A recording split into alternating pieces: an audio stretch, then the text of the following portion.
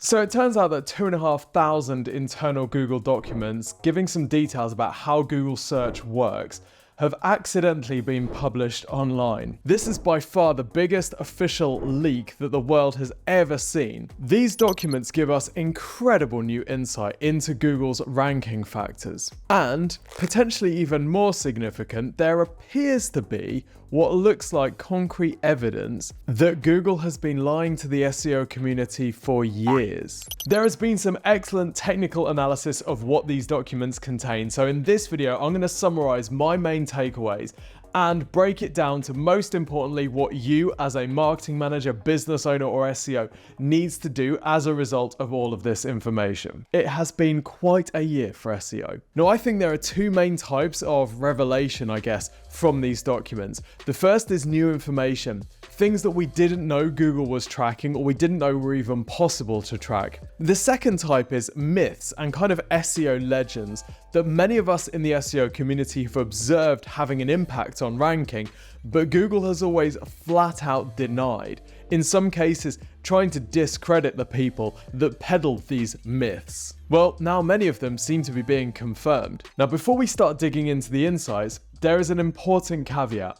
Whilst this information appears to be legitimate, we don't know for sure how much each of these metrics is being used. We don't know the weighting of these factors, and we don't know whether they are used in search results or in any other aspect of Google, like document search. Although, as we'll see, some of the metrics and the variables inside them definitely imply that these are being used in web search. This is documentation that Google seems to have accidentally published onto GitHub, and it describes how to use the Google APIs. Now, props to Rand Fishkin, who originally broke this, and Mike King, who spent an entire long weekend digging through all of this data and putting together some incredible analysis. We'll come back to that later on. Okay, so let's look at some of the new info that we've got from this leak. Well, some of it is about how Google search works. One aspect in particular which is new to the community is the concept of a twiddler. And the concept of a twiddler helps us understand how Google works and how different algorithm updates work. So you have the main search ranking algorithm. You type a query, you get a set of results back. Then you have twiddlers, which are essentially re-ranking algorithms that adjust the ranking of the main algorithm.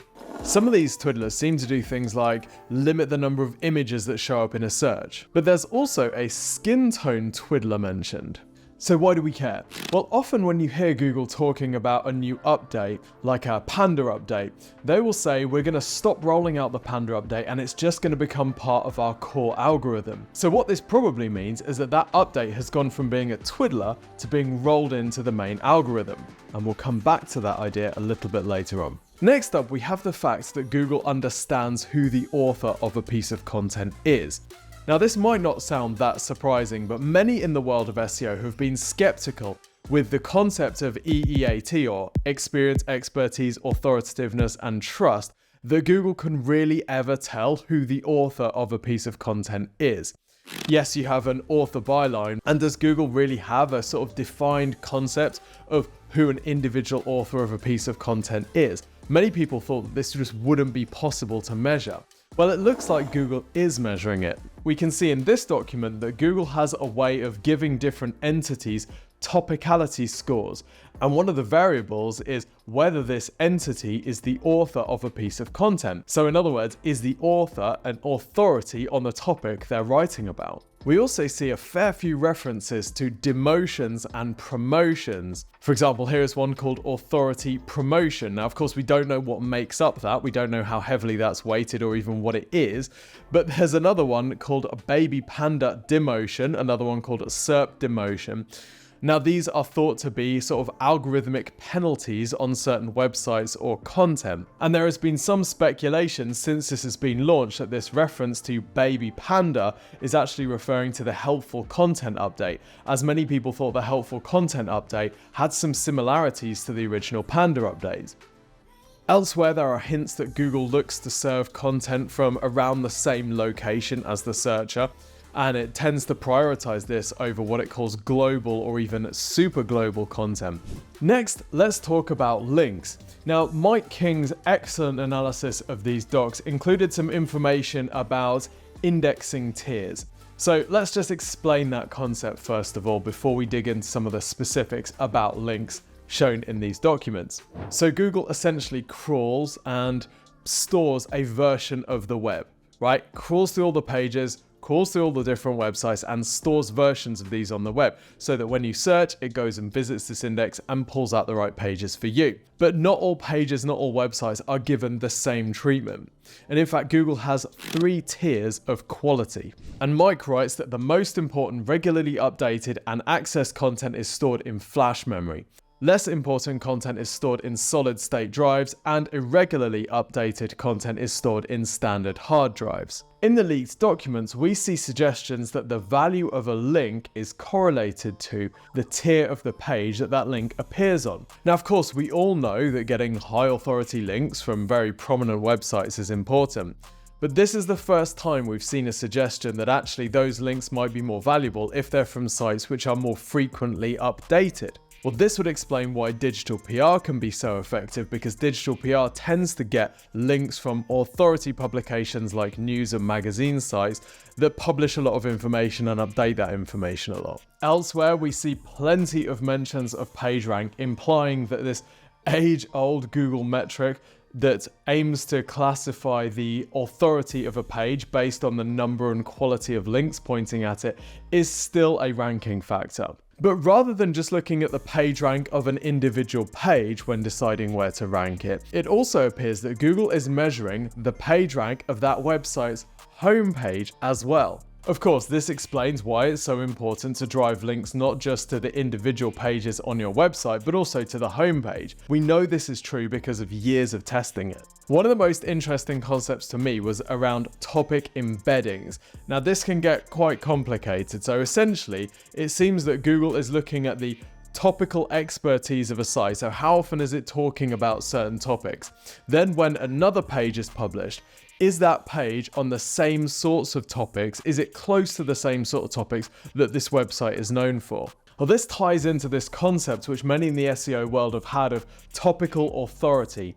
We know from experience that it's easier to get content ranking on a site that tends to publish information about that topic. But yet we couldn't really point to anything specific that said this was true. We just knew this from learned experience. Well, now we see the metrics that Google is calculating, working out whether a site is focused on one topic and how far away each page's topic is from the site's topic. There's one metric that I really wish we had more clarity on, and that's UGC Discussions Effort Score. Now, many of us in the world of SEO have long thought that, for example, if you have a YouTube video where there's loads of discussion, loads of comments about this video, loads of interaction in the comments section, that should be more authoritative than a YouTube video which has absolutely no comments, no discussions at all. This is one of those things that kind of makes logical sense, and perhaps this is an indication that Google is tracking that type of thing. There is also some new clarity on your money or your life. So your money or your life is a quite general concept, which basically means that Google has a different set of standards for web content that talks about either financial topics or health-related topics.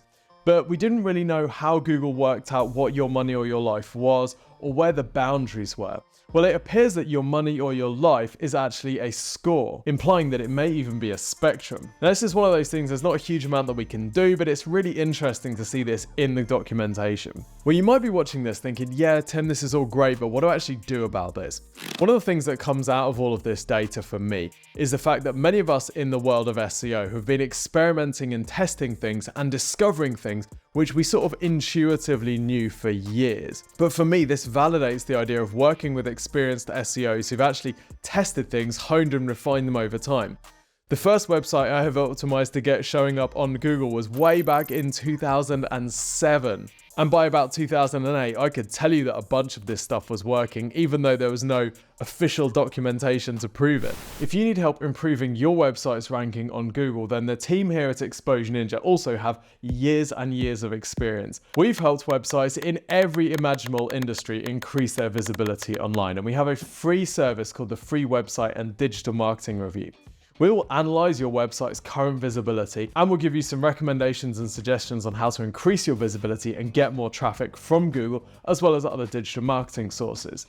All you need to do to apply for this free review is go to exposureninja.com/review. We'll ask you a bit of information about your business and your marketing goals, and then we'll put together a 15 to 20-minute video showing you exactly what to do to improve your website's visibility. This service is completely free of charge, but not everyone is eligible, so you do need to go to exposureninja.com/review to apply for your review today. Alright, so we got all the nice stuff out of the way. Let's talk about some of the things that the SEO community is a little bit annoyed about, because some of these things fly in the face of official Google guidelines that we've been told for years. Starting with domain authority. Domain authority has been a contentious topic in the world of SEO because there are various tools out there that attempt to give an overall authority score of a website. Now, we've known that Google's own metric, PageRank, works on a page-by-page basis, although as we've already seen today, even when looking at an individual page's authority, we know that Google is also looking at the home page's PageRank too. But this idea of a site-wide authority score has previously been dismissed by Googlers, including Gary from Google, who has said we don't really have overall domain authority, saying that there isn't really a domain authority score. Well, it looks like they might do. There is a metric here called site authority. Another thing that Google has been really clear about over the years is that they don't use clicks in the search results to define ranking, i.e. if lots of people are clicking on a website, that doesn't necessarily mean that that website's going to rank more highly. John Mueller from Google, as recently as 2021, said, if click-through rate were what drove search rankings, the results would all be clickbait. I don't see that happening. But as you'll know from any algorithmically driven website or app, how people are interacting with the content that they're shown is absolutely crucial. TikTok wouldn't be so addictive if it wasn't measuring not just which videos you saw, but how long you stuck on each one, whether you clicked on the comments. It's measuring all of these interactions, which is why TikTok is so good at retaining our engagement. So why wouldn't Google track the number of clicks that each website was visiting? In fact, this is such an obvious point that we in Exposure Ninja have been talking about the fact that clicks have to be a ranking factor since 2014, even though Google has officially stated we do not use clicks for ranking. Recently, in the DOJ antitrust trial where Google was in the docks for being a monopoly, they detailed this idea of nav boost. Now, nav boost is a set of ranking signals based on, guess what? You guessed it, clicks. And in this documentation, we get more information about how nav boost works and the different types of clicks that it measures. We can see there are clicks. There are bad clicks. So of course there are also good clicks. But there are also last and longest clicks. Now, think about what a last and longest click would be. Let's say that you're about to go on holiday and you need to buy some new luggage because that knackered old luggage is probably not going to survive another trip. You scroll down the page, you see a bunch of suitcases, you click on a link. Yeah, there's some suitcases on there, but they don't really look like the sort of thing that you're after, so you go back to Google. You find another page, you click on that. Wow, these suitcases look great. You read all about them, you maybe spend some time looking at different products that it mentions, and then you go through to buy.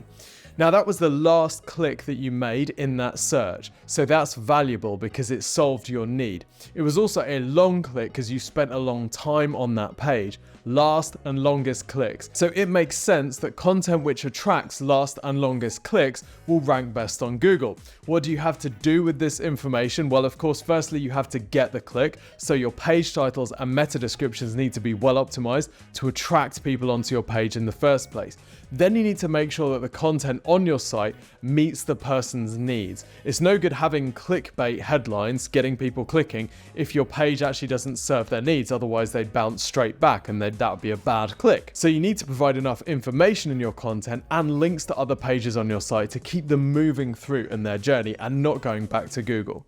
Now, something that might really get Google into trouble, particularly in their antitrust case, is whether or not it uses data from Google Chrome to rank websites. Many of us have speculated for years that one of the main reasons Google actually brought out a browser was not just to be able to collect user information for advertising purposes, but to also understand what websites people were visiting so that it could improve its ranking algorithms. But Google has for years said, we don't use anything from Google Chrome for ranking, which would seem to make this a little bit awkward. Okay, so what does all of this actually mean? Well, to be honest, a lot of us in the SEO community had figured out most of these things years ago from testing, measuring, and observing. The fact that Google was trying to divert our attention from some of these things is kind of neither here nor there. We were doing them anyway because we knew that they worked. Of course, though, this is a good reminder to treat anything that Google says with a little bit of healthy skepticism. So what about the actual SEO advice that comes from all of this information? Well, of course, remember the caveat that we don't know how heavily any of these individual factors is weighted, or even if they have been deprecated and aren't being used at all. Here's my take on what we do as a result of this. Firstly, it seems logical to continue picking up links from high authority sites that get refreshed often. Digital PR is a big winner from this. Secondly, making sure that your website is known as an expert on your topic. You're publishing lots of information about that topic, and ideally with credible authors that are known as experts on these topics. And this isn't new advice. We've been saying this since the early days of Medic and EAT in 2018. It's also clear that some of the good old SEO basics like page titles are still really important, and you need to include your keywords at the start of your page titles. Again, that's something I first observed and recommended to people 12 years ago.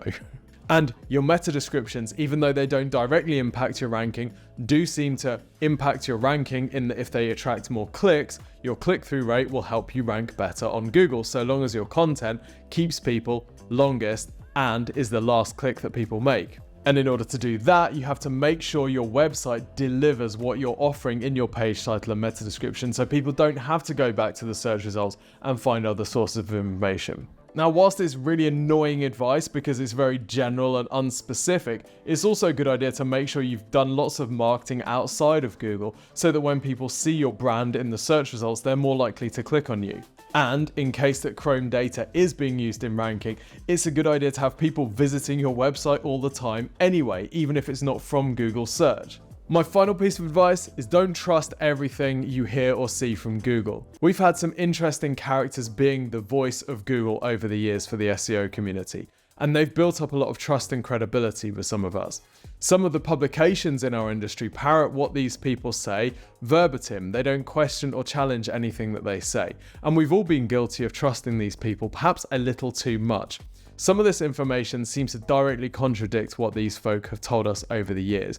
And this is just a really good reminder that when it comes to SEO, just parroting best practice advice should really be secondary to testing, measuring, and trying your own things. Figuring out what works and doing that over and over again. That's the way that you win in search. That's the way that you win anywhere in digital marketing.